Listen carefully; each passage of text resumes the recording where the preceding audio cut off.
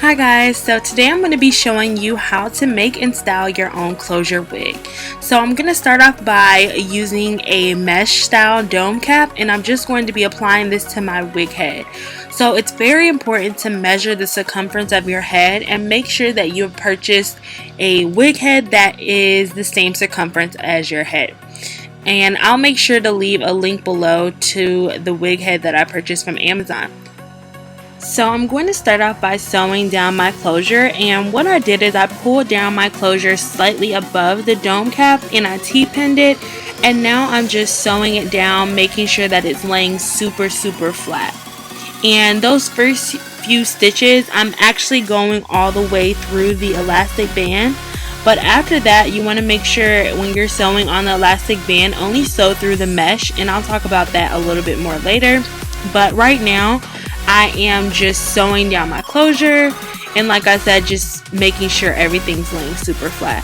So make sure you have some T-pins handy just to help you out during this part, because that is what is going to make your wig look super natural, as if your closure is laying really flat.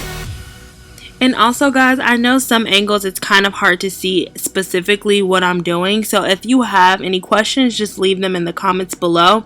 It's really hard to kind of make this wig and stand at a certain angle so that you guys can see, but I'm trying my best, so hopefully you guys can get the overall picture of how to make the wig. So right now I'm just going to finish sewing down the closure, and once you get to that elastic band, I'm sewing through the mesh, but when I get to the end, just to make sure that my closure is really secure, I'm actually sewing through the entire dome cap.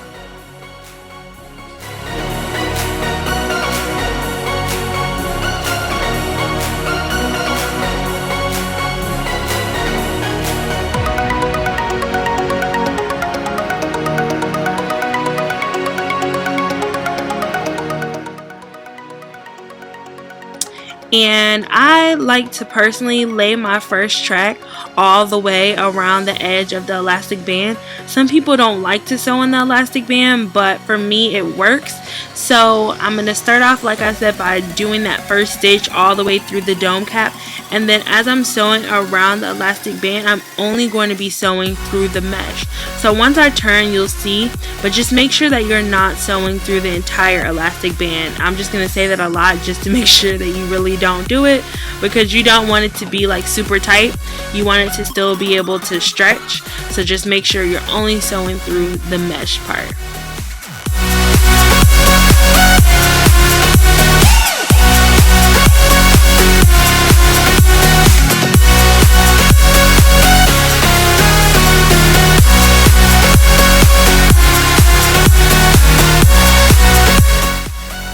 Y'all, I really hate editing my own videos, because in some shots I'm like, girl, you just be looking so stupid.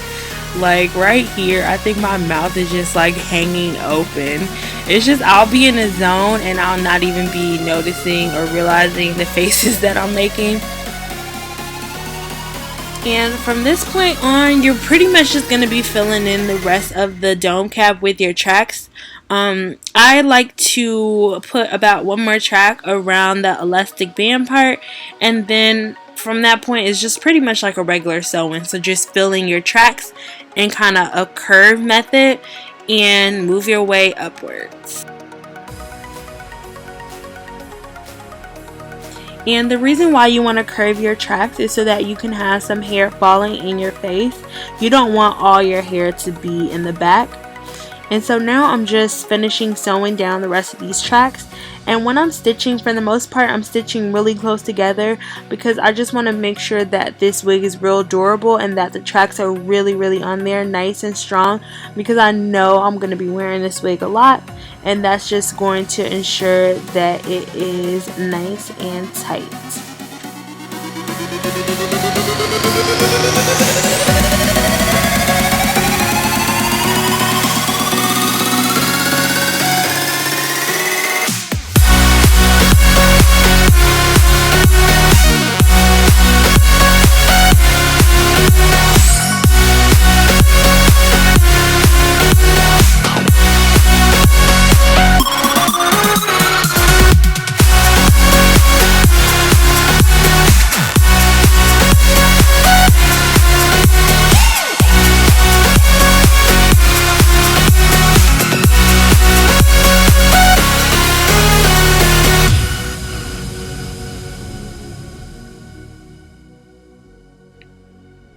And now I'm getting towards the top, so I like to use T-pins as I'm sewing down my tracks. This just helps to make sure that they're laying super flat.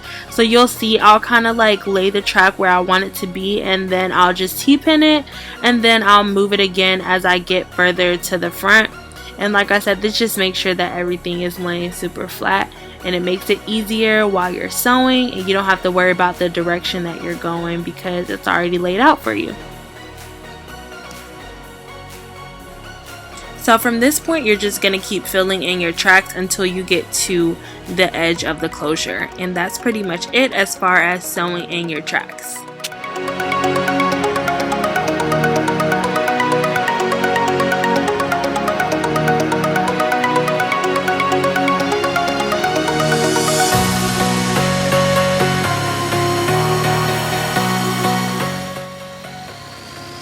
Now I'm just going to cut off the excess dome cap. So you want to be really careful with this part because you want to make sure that you're not cutting into any of your stitches, because that's just going to make your closure loose. So just pay attention to where you're cutting and only cut off the excess material.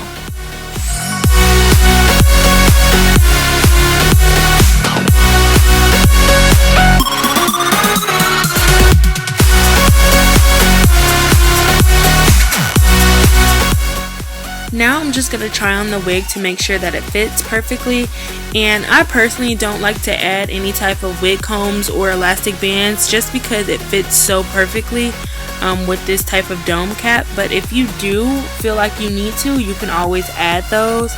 And I want to center part, so I am just parting this wig. And guys, this is the trick to make your wig look like a sew-in. So you pretty much want to make sure that you continue to style your wig just as you would your sew-in. So a lot of people just throw wigs on and expect them to look perfect, but you still have to style them. So I'm basically just applying some foam wrap, and I am combing through the closure and just making sure everything's laying super flat.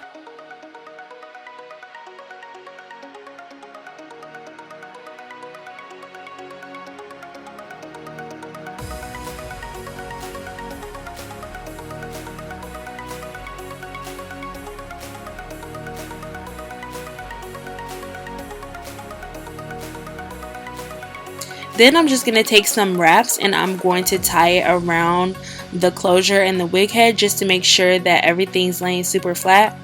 And y'all, this was low-key kind of hard to tie by myself, but I made it work.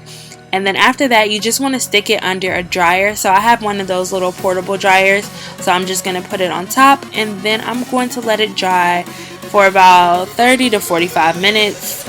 And you could just leave it under there until it is completely dry.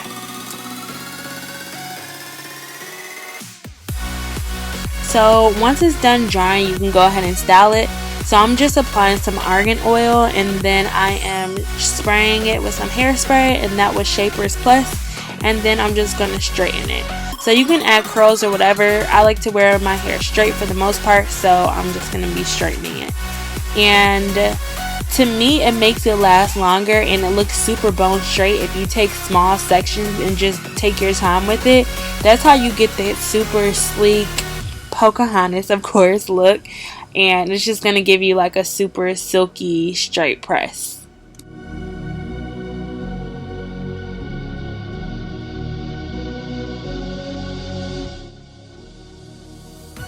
And then this is the most important part because this is the top of everything. So once I get to the closure, I really like to take super small sections. So you'll see I'll just part it and straighten each little tiny portion just to make sure that it's laying super flat. Oh my gosh, I'm starting to get on my own nerves doing this voiceover because I keep saying super flat. So I don't know why, but you get the gist of it. Just keep straightening it, you know, to make sure everything is silky, and that's what's going to give you that sew-in look.